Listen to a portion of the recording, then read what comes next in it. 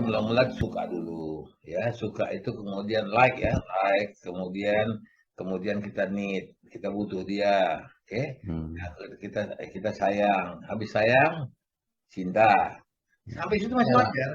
Orang Jawa bilang Wicing Trisno jalanan suko kulino. Itulah mau aku ngomongin tadi. Jadi ketemu tiap hari akan mengakibatkan cinta. Tapi kalau cinta saja oke. Selanjutnya cinta itu mau merit. Nah, baru timbullah posesif, segala macam cemburu keluar, dan itu bisa merusak. Tidak hanya berdua, orang lain juga kena. Nah, jadi batasnya itu usahakan, if you fall in love, just fall in love. Don't think about marriage. Karena married itu you create another problem. Kawin itu problem baru lagi, tidak menyelesaikan masalah. Itu malah menambah masalah. Betulkah begitu, Meci? Nah, tergantung lagi di sudut pandangnya tadi. Ada sudut pandang yang kayak Bang Idrus katakan. Dan tadi kan kalau misalnya fall in love, terus kemudian diikuti dengan berbagai aktivitas plus-plus yang dikatakan nanti lebih mendekat ke zina. Kalau yang dikatakan Bang Idrus tadi, kalau emang mau aja Allah merit, jadi bisa ibadah ya. Betul. Ya, dan nilai plusnya. Itulah pembenaran dari sekelompok orang yang memang mengatasnamakan ya begitu. Ini ibadah sama Allah nih jadi bisa berapa kali lipat kalau misalnya ada pasangan. Ya kira-kira yang seperti itu. Ya. Ya, tergantung pandangan kita sih sebenarnya. Ya, motivasinya ya Michi ya. Motifnya apa? Kayak tadi misalnya cuma hanya untuk melepaskan hasrat birahi aja atau seksual saja ya. Ngapain aku pusing-pusing dia mau makan daging, jangan beli kambing, beli aja satenya. Ya kan ada istilah seperti itu. Itu perlu pertimbangan besar. Aku punya orang tua kawan lah. Orang tua kawan itu dia meninggal 9. Kemudian dia paksa kawin. Kawin dia umur 72 meninggal dia. Waktu ditanya ke dokter kenapa? Ini bapak memaksakan diri. Pakai obat. Itu dia. Akhirnya gara-gara itu harus berpikir juga ke sana, harus juga pertimbangan jangan masalah halalnya, masalah apa, masalah kesehatan. Kalau begitu, dia tidak menganut apa yang disebut dengan cinta platonik tadi. Itu Michi udah pasti tahu. Cinta platonik itu kan cinta yang tak bersyarat gitu kan. Tanpa nafsu, tanpa birahi. Dia hanya ingin menyalurkan bahwa dia membuat perkawinan itu tidak memegang pedoman cinta platonik tadi. Sebenarnya bukan kebutuhan dia itu. Dia makan obat itu dia karena bukan soal gengsi ya. Dia ingin menunjukkan keperkasaannya kepada pasangannya. Dia nggak mau dikatakan dia udah loyo dan lain sebagainya. Itu lebih banyak motif ke sana. Bukan hanya kebutuhan dia, bukan hanya kebutuhan dia. Karena itu relatif sekali kebutuhan terhadap seperti itu. Kalau menurut aku ya. Itu makanya dia masih memandang bahwa dia itu muda kan begitu. Jadi bukan dia memandang muda, dia kepengen dipandang muda oleh pasangannya. Niatnya itu pun salah di situ kan begitu. Ya, Michi ya. Niatnya salah itu. Macam-macam ya. Kalau aku lihat begini, kalau memang kita married hanya untuk karena kebutuhan seks, ya ada orang menganggap itulah yang tujuannya. Tapi nggak tahu ini bagi aku, kita bicara.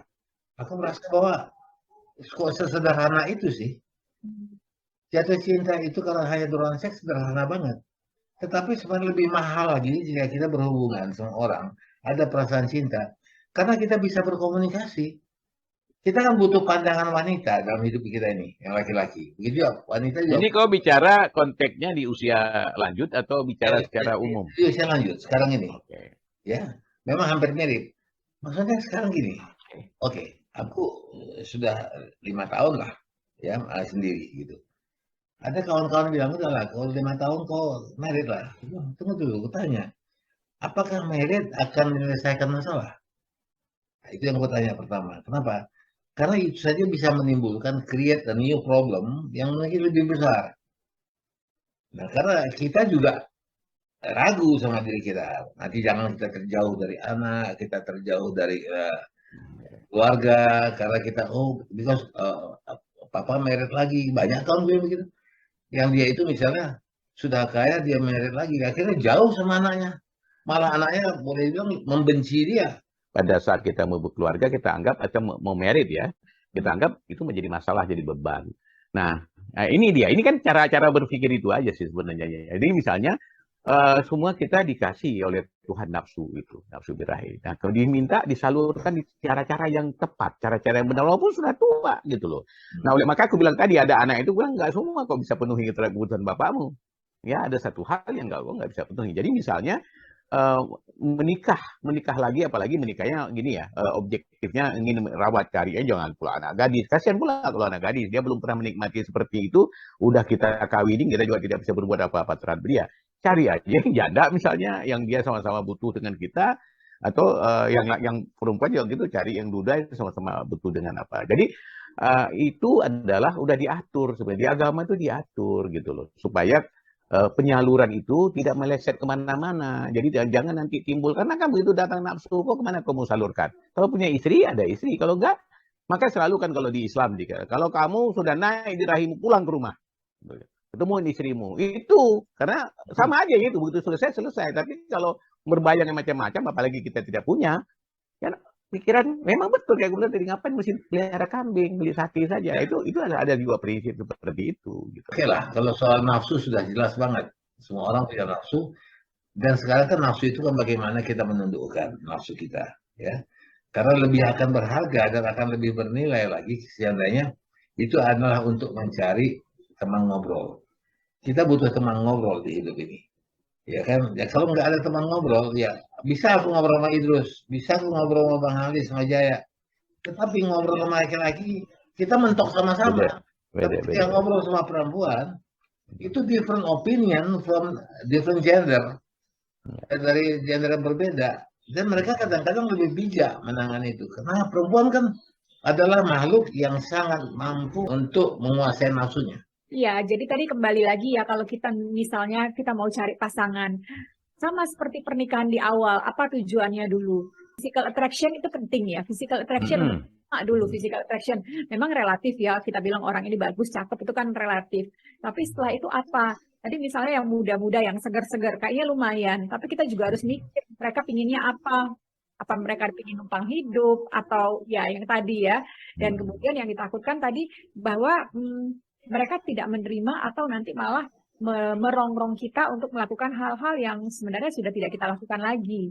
Ya karena mungkin perbedaan dari umur yang tadi misalnya, ayo dong Pi, masa masih gini-gini, ayo papi kan muda, ayo kita gini-gini. Nanti yang akhirnya malah menyakitkan kan, yang tadi seperti itu. Jadi biasanya kalau yang penting penerimaan yang konsekuensinya udah tahu, terus tadi tidak saling memaksakan diri, bisa saling mengisi kekosongan. Jadi mungkin berantemnya juga nggak se-hot waktu dulu kali ya, yang mereka terus kita juga cari, bukan untuk cari apa istilahnya nek lampir ya, nikahin nek lampir gitu. Kadang-kadang juga bikin kita stres kan, nggak kayak gitu pinginnya lagi.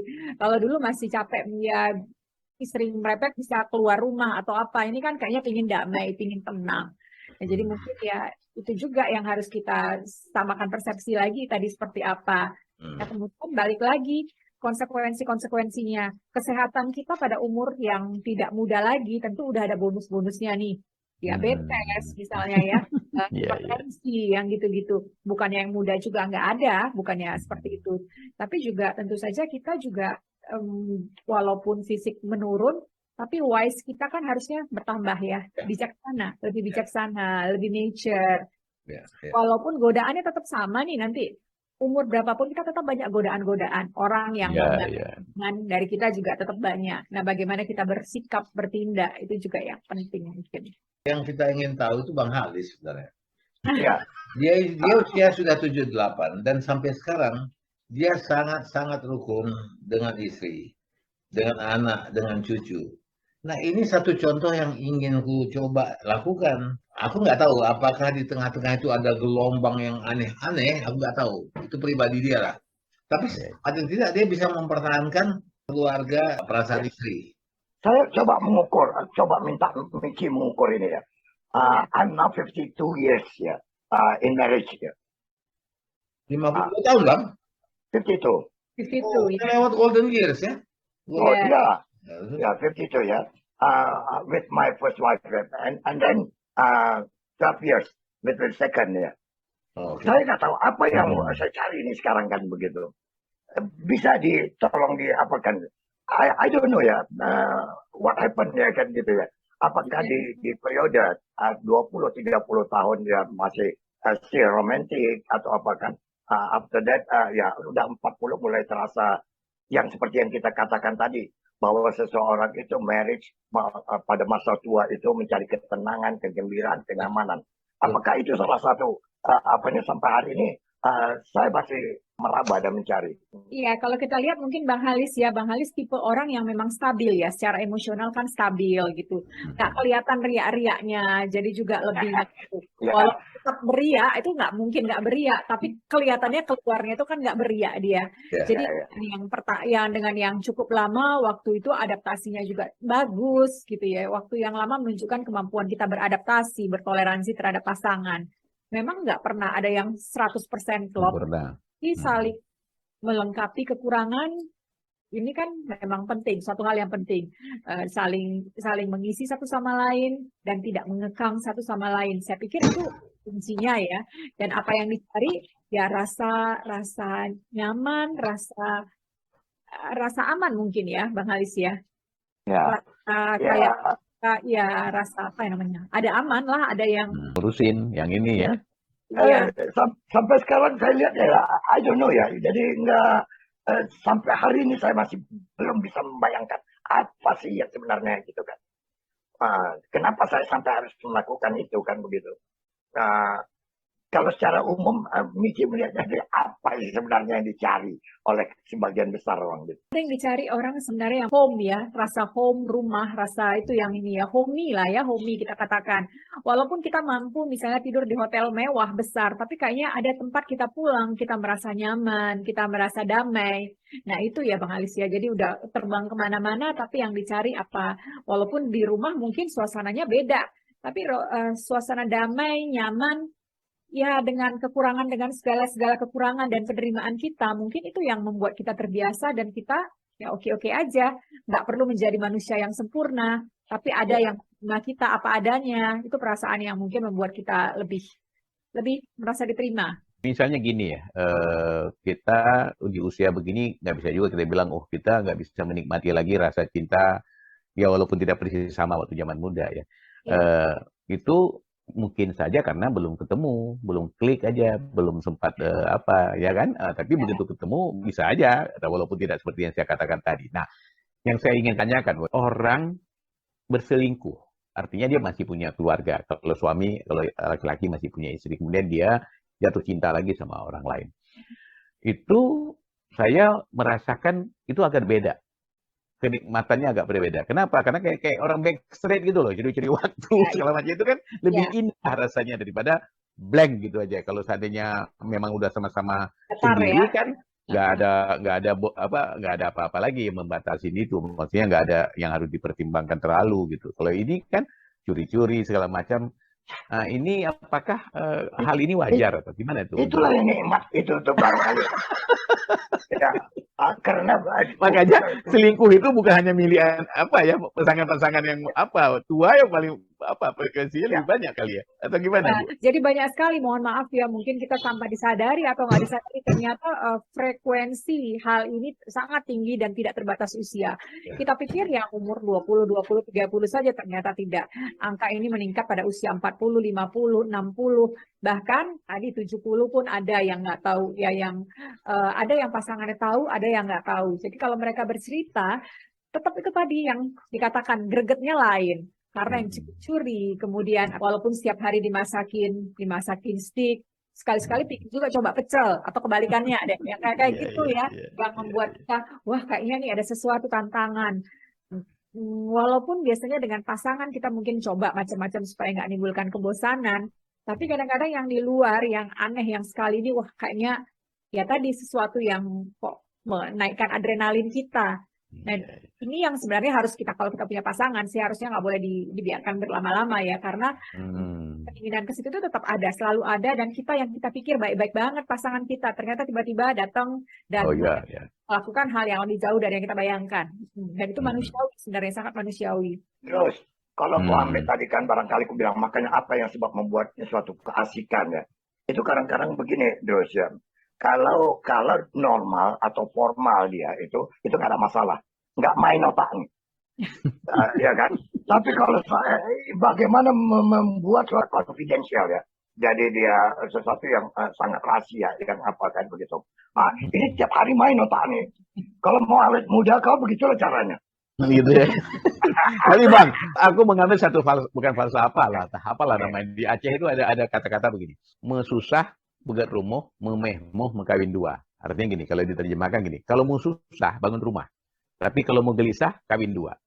Jadi aku anggap begini, pada saat terjadi lah yang kayak gitu, aku cari pembanding yang paling sama dengan nikmatnya. Jadi begitu lagi falling love terhadap yang salah itu, ya mending aku bangun rumah aja lah. Karena sama itu, sekedar susahnya dan menguras pikiran, akhirnya nggak kemana-mana gitu loh. Jadi ada benarnya juga setelah aku pikir-pikir tuh, orang Aceh ini juga bisa sampai berpikir di situ. Karena memangnya kecenderungan.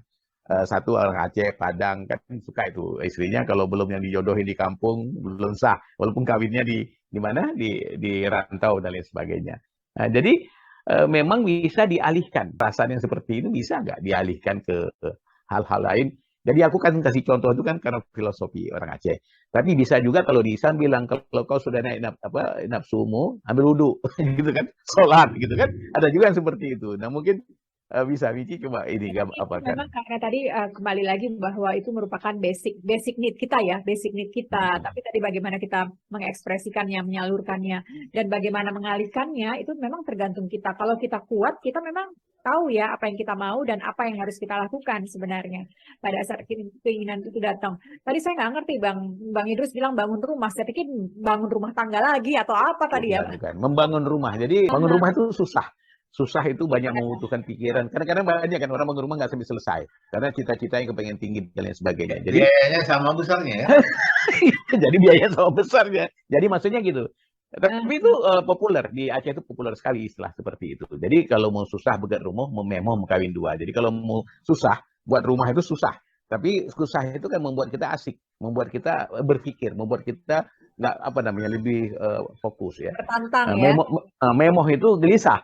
Ya sama juga kan nutup-nutupin dan lain sebagainya kepada yang istri pertama lah misalnya contoh. Tapi aku melihatnya begini barangkali ya terus Prof Miki ya juga Ari.